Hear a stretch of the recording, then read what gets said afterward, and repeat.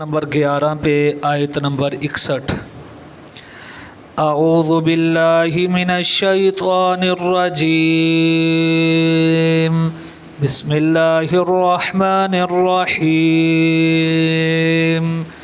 وَإِن جَنَحُوا لِلسِّلْمِ فَاجْنَحْ لَهَا وَتَوَكَّلْ عَلَى اللَّهِ إِنَّهُ هُوَ السَّمِيعُ الْعَلِيمُ۔ اور اگر وہ جھکیں صلح کے لیے تو آپ بھی جھک جائیں اس کے لیے، اور بھروسہ کریں اللہ پر، بے شک وہی سب کچھ سننے والا اور سب کچھ جاننے والا ہے۔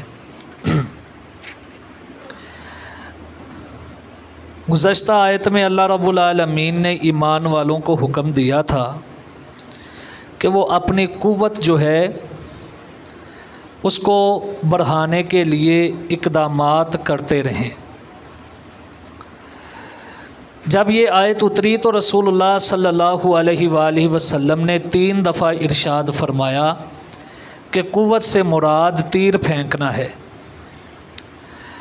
اب تیر اندازی ایک جنگ میں نہایت اہم کردار ادا کرتی ہے کہ بندے کا نشانہ ٹھیک جگہ پہ لگے، تو آپ نے فرمایا اس سے مراد یہ ہے کہ تیر پھینکنا۔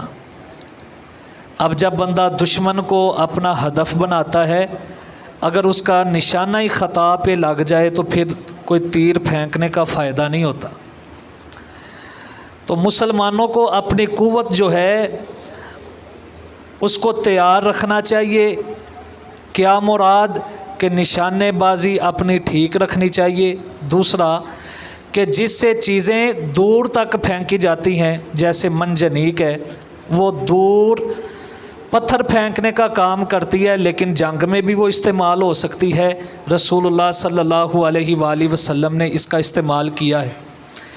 اسی طرح آج کے دور میں میزائل جو کئی 100 کلومیٹر کے فاصلے پر اپنے ہدف کو نشانہ بنا سکتے ہیں، تو انسان مسلمان ہونے کی حیثیت سے اس کو اس بات پہ بھی غور کرنا چاہیے کہ جس سے مسلمانوں کی قوت میں اضافہ ہوتا ہے وہ کام کرے۔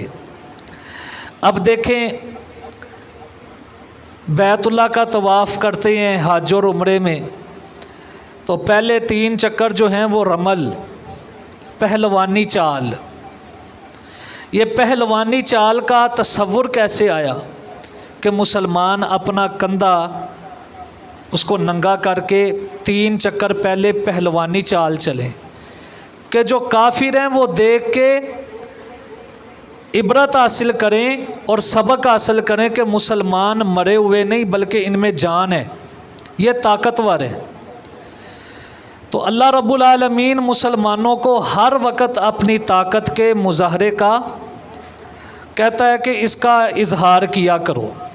اب دیکھیں، حضرت عمر رضی اللہ تعالیٰ عنہ کی طرف بیان کیا جاتا ہے کہ انہوں نے ایک شخص کو دیکھا، وہ نگاہیں نیچی کر کے اور اپنے کندھوں کو جھکا کے چل رہا ہے، تو انہوں نے پیچھے سے مکہ مارا اور کہا تو کیسے چل رہا ہے؟ تو کہا میں تو عاجزی کے ساتھ چل رہا ہوں۔ فرمایا عاجزی یہ نہیں ہے کہ بالکل بندہ ایسے چلے جیسے بے جان ہے، بلکہ مومن کو طاقتور ہونا چاہیے۔ مومن چلے بھی ایسے کہ پتہ چلے کہ کوئی طاقتور مومن چل رہا ہے، اور بزدل مومن سے طاقتور مومن جو ہے وہ افضل ہے۔ اور کیا فرمایا؟ فرمایا جب کوئی برائی دیکھتے ہو تو ہاتھ سے روکو، ہاتھ سے نہیں روک سکتے تو زبان سے روکو، زبان سے نہیں روک سکتے تو دل میں برا جانو۔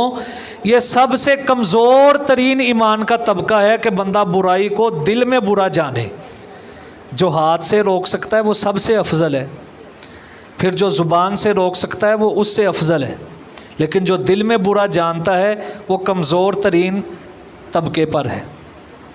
تو فرمایا اگر آپ قوت اپنی تیار کرتے رہو گے، اس کا مظاہرہ کرتے رہو گے، اور گوروں کو تیار کرتے رہو گے۔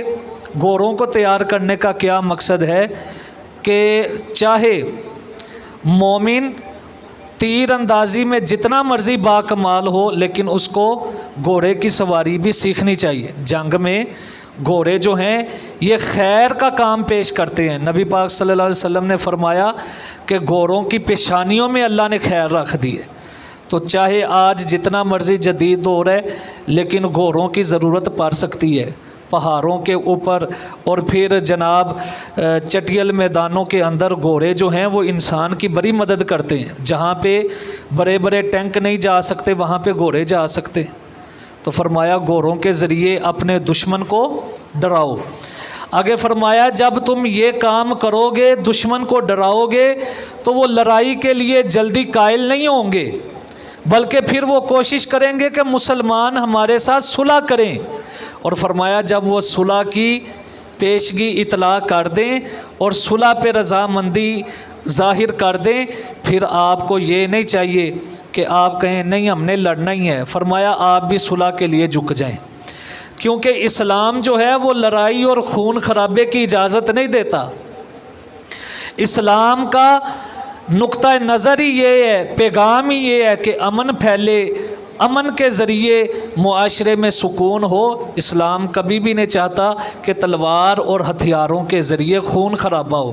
فرمایا اگر وہ صلح کرنا چاہیں تو آپ بھی صلح کر لیں، لیکن ایک بات ضرور یاد رکھنی ہے، وتوکل علی اللہ، اللہ پہ بھروسہ کرنا ہے۔ صلح حدیبیہ اس کے جو نکات تھے کتنے مسلمانوں کے لیے بھاری تھے اور مسلمانوں کے سمجھ میں بھی نہیں آ رہے تھے، لیکن اللہ کے نبی صلی اللہ علیہ وآلہ وسلم نے اللہ پر توکل کرتے ہوئے حدیبیہ کے موقع پر صلح کی۔ اللہ رب العالمین نے فرمایا انا فتحنا لک فتحا مبینا، محبوب اس صلح کے معاہدے کو ہی ہم تیرے لیے واضح فتح کا پیغام دے دیتے ہیں۔ تو بندہ جب صلح کرے گا، صلح کے ساتھ اللہ پہ توکل رکھے گا تو اللہ رب العالمین فتح کے دروازے کھول دیتا ہے۔